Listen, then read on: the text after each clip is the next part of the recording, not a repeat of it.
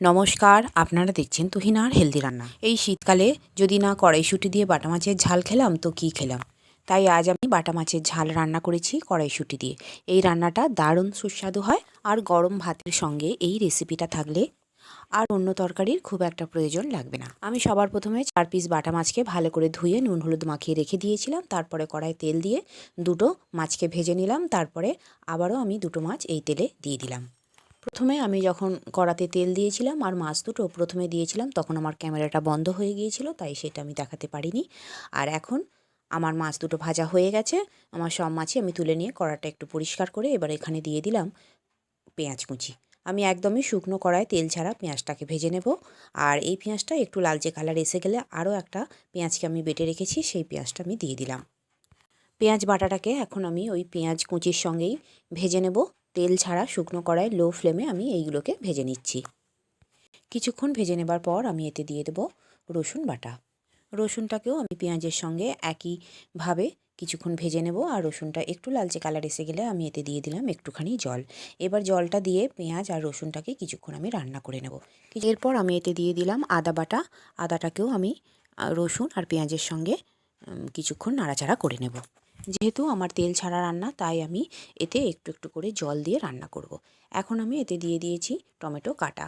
টমেটোটাকেও কিছুক্ষণ রান্না করে নেবার পর দিয়ে দিলাম একটুখানি জল। আর এইভাবে বেশ কয়েক সেকেন্ড নাড়াচাড়া করার পর দেখব যে টমেটোটা একটু গলে গলে যাবে। আর তখনই এতে আমি দিয়ে দেবো দুটো কাঁচা লঙ্কা। দুটো কাঁচা লঙ্কা আমি একটু চিড়ে রেখে দিয়েছিলাম, সেগুলোই এটা দিয়ে দিলাম। আর কয়েক সেকেন্ড নাড়াচাড়া করার পর এতে আমি দিয়ে দেবো কয়েকটা গুঁড়ো মশলা। তবে গুঁড়ো মশলা দেবার আগে আমি একটুখানি জল দিয়ে দিলাম। একটুখানি জল দিয়ে এবার আমি এতে দিয়ে দিলাম পরিমাণ মতো হলুদ গুঁড়ো আর লঙ্কা গুঁড়ো। আমি দুটো কাঁচা লঙ্কা দিয়েছি, তার সেই অনুযায়ী আমি ঝালটা একটু কম করেই দিয়েছি। আর একটু নাড়াচাড়া করে নেবার পর আমি এতে জল দিয়ে দেব। একটু একটু জল দিয়ে সমস্ত মশলাকে আমি কষিয়ে নেব। এখন আমার মশলা কষানো হয়ে গেছে। আর এবার আমি এতে দিয়ে দিলাম কয়েক মুঠো কড়াইশুঁটি। একদমই ফ্রেশ টাটকা কড়াইশুঁটি। এই কড়াইশুঁটিগুলো ভীষণই মিষ্টি।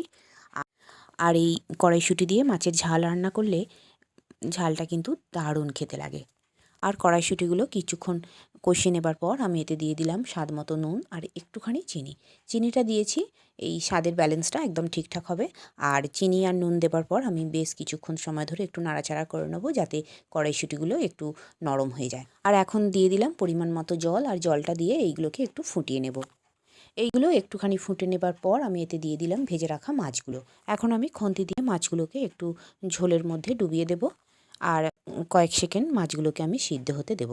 মাছগুলো সিদ্ধ হতে গেলে এর মধ্যে ঝাল নুন সব কিছু ঢুকবে, আর এতে খেতেও অনেক সুন্দর লাগবে। এরপর আমি এতে দিয়ে দেবো ধনেপাতা কুচি।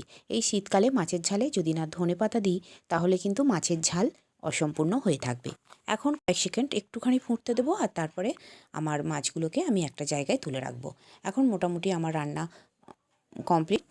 আর বন্ধুরা, আমার রান্না যদি ভালো লেগে থাকে আর যদি নতুন নতুন ঘরোয়া অথচ সুস্বাদু রান্নার রেসিপি পেতে চান, তাহলে আমার চ্যানেলটিকে সাবস্ক্রাইব করুন আর পাশে থাকা ঘন্টাটি বাজিয়ে দিন।